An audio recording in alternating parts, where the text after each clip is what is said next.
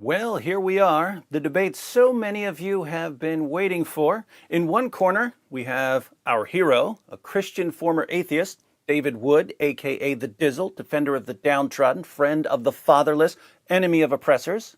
And in the other corner, we have our villain, an atheist former Muslim, Ridvan Aydemir, aka the apostate prophet, soon to be known as the apostate from atheism, and perhaps the next Nabil. I'd like to thank AP for agreeing to unite our platforms as we explore the connection between God and morality. But I should point out here at the beginning, the two great blunders AP has already made, one very common blunder and one very uncommon blunder.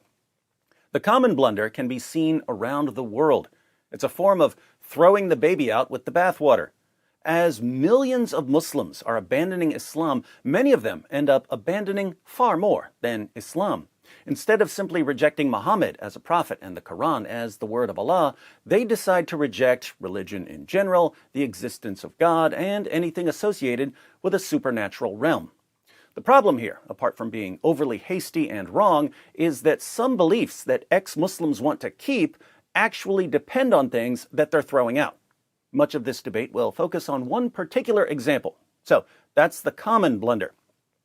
The uncommon blunder is that AP has entered into a structured, careful, in-depth debate stretched out over several weeks. As a rule, if you want to go on thinking that our beliefs about morality can be rationally justified without God, you have to keep your thinking pretty superficial. You have to rely on rhetorical tricks and misrepresentations of your opponent's positions. You don't want to take the time to ponder the issues rigorously and meticulously. It seems then that AP's atheism was doomed to destruction the moment we agreed on a format.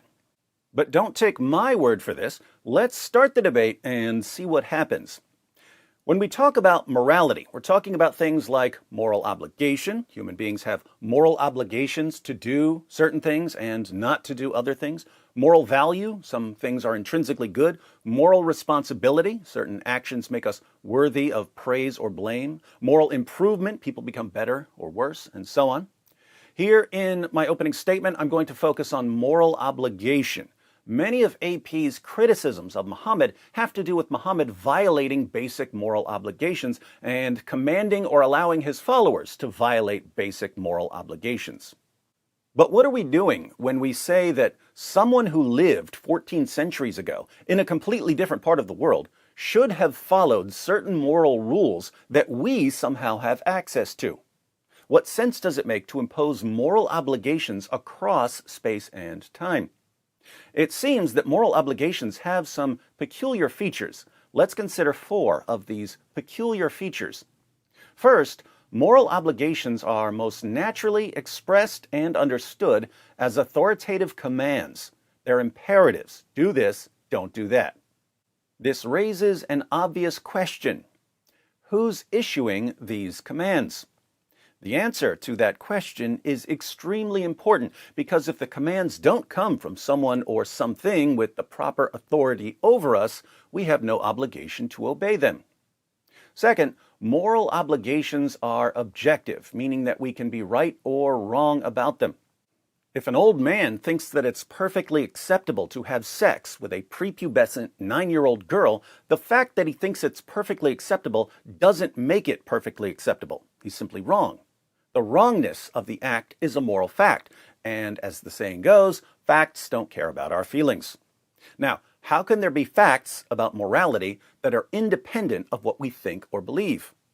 Moral obligations aren't the sort of things we find out there in the world. We don't find them with a microscope or a telescope. They're in our minds, and yet somehow independent of our minds. So what's the basis of their objectivity and independence? Third, moral obligations are overriding, meaning that they trump other kinds of obligations. If the government makes a law ordering you to hand over Jews or Muslims so that they can be sent to concentration camps, your moral obligation not to treat your fellow human beings that way overrides your legal obligation to aid in their abuse or extermination.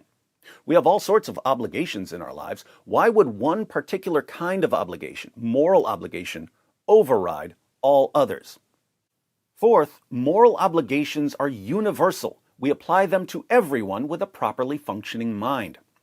Commands like "don't torture old ladies for fun" apply to all sane human beings. If we hear that someone has been torturing old ladies for fun, we would condemn his behavior regardless of where he comes from, which religion he follows, or what his political views happen to be.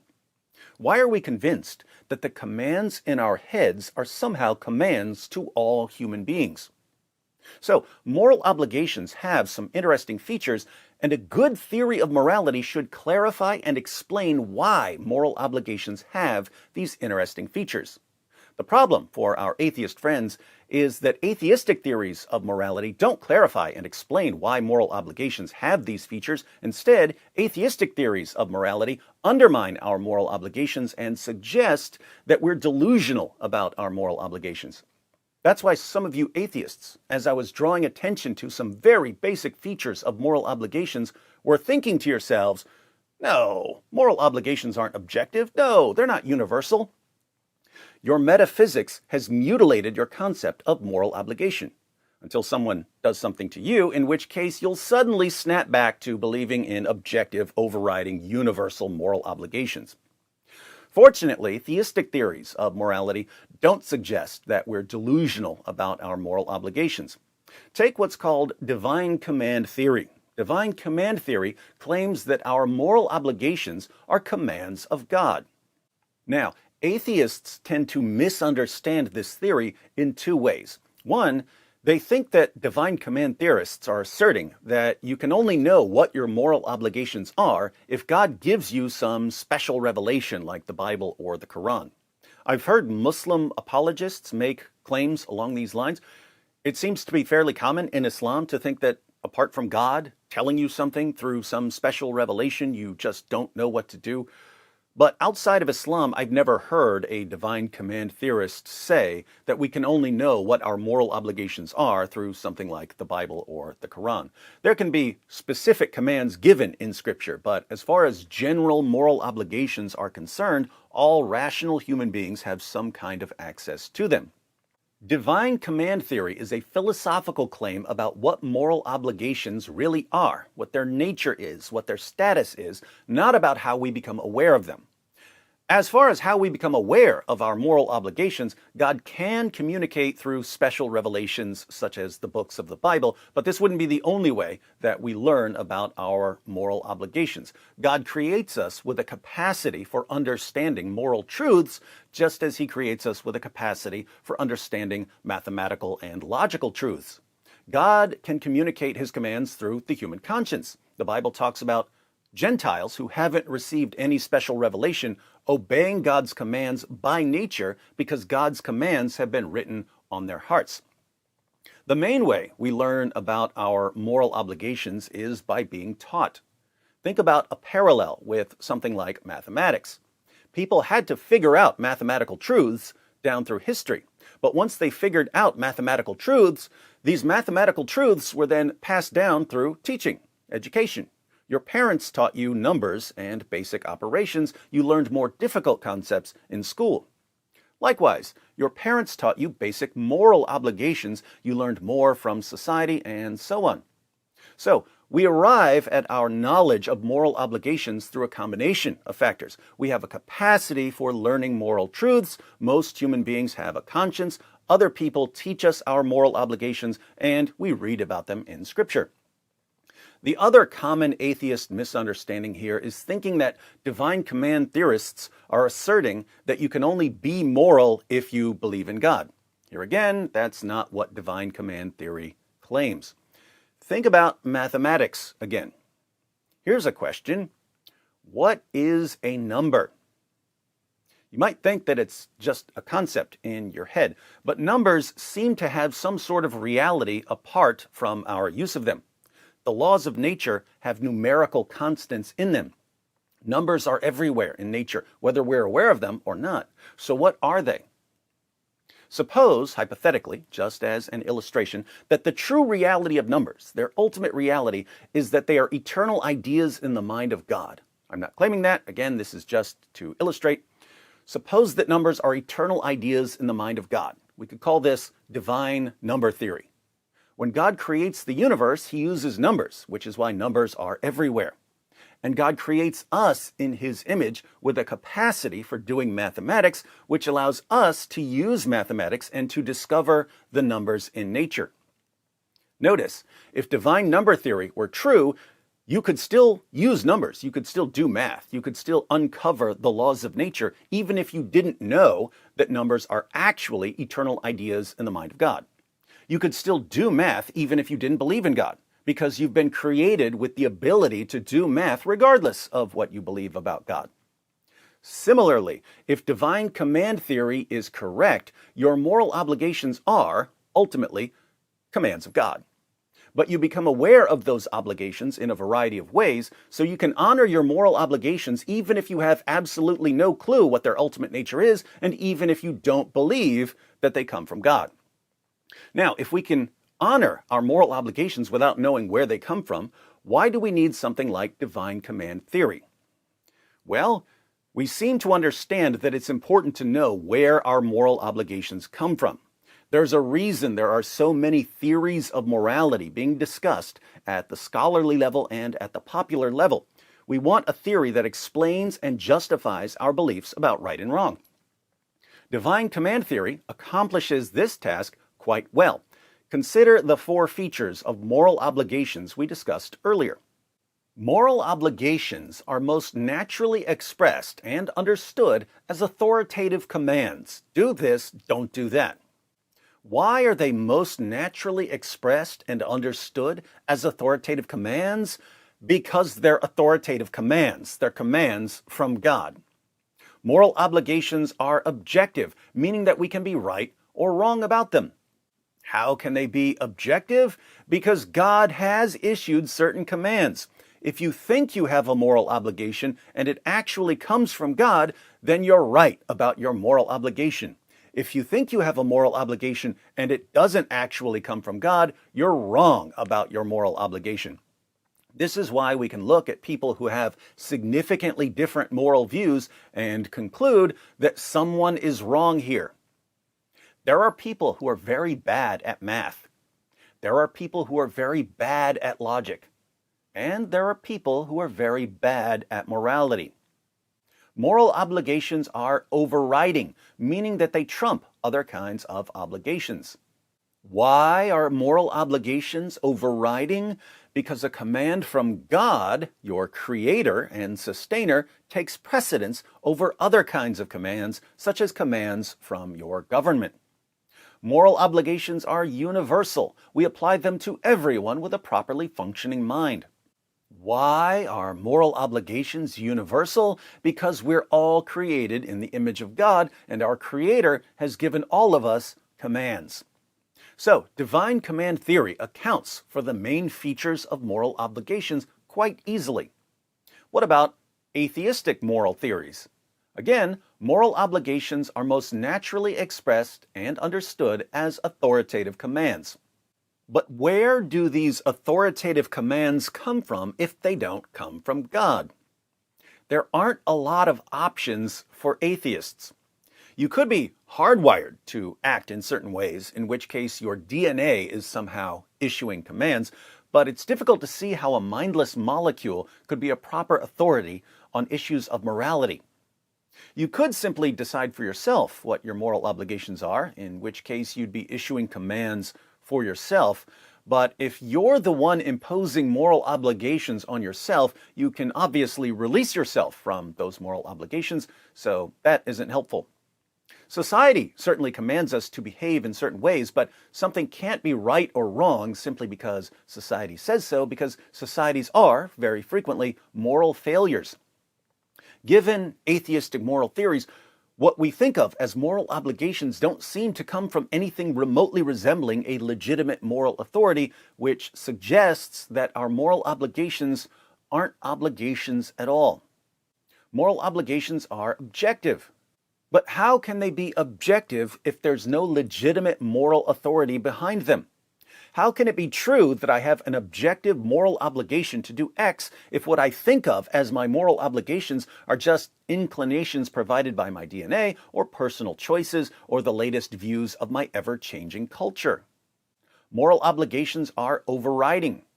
But why would an inclination provided by my DNA, or a personal choice, or some rule of society trump all of my other obligations?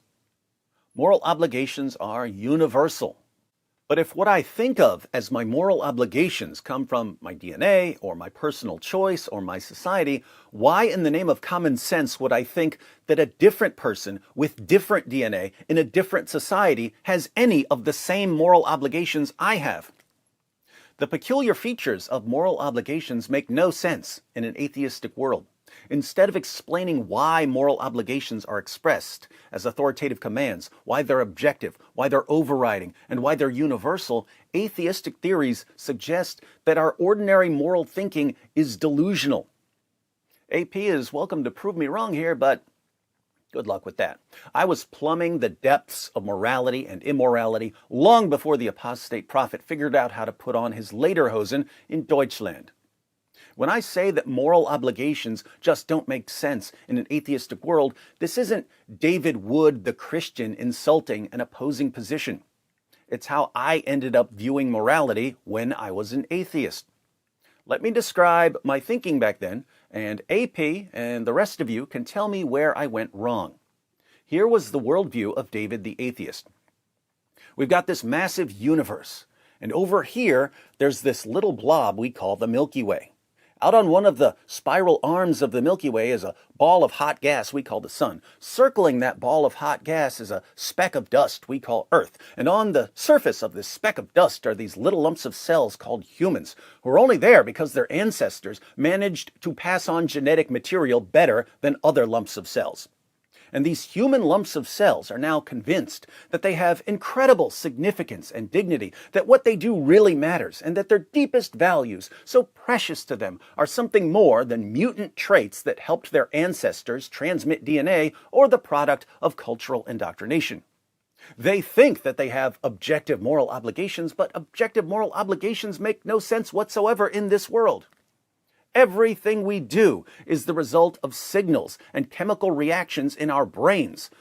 But our brains are physical. They're made of particles, and particles are governed by laws of nature, which means that all of our decisions and actions were determined long before we were born. How can we possibly think of ourselves as morally responsible for anything we do? Notice, all I did there was apply the exact same reasoning to morality that I had already applied to religion. Earlier in life, I thought to myself, they tell me to believe in God. Some of them say that they can feel the presence of God. But I see absolutely no evidence for the existence of God, so I'm not going to live my life as if there's a God, no matter how much they don't like my skepticism.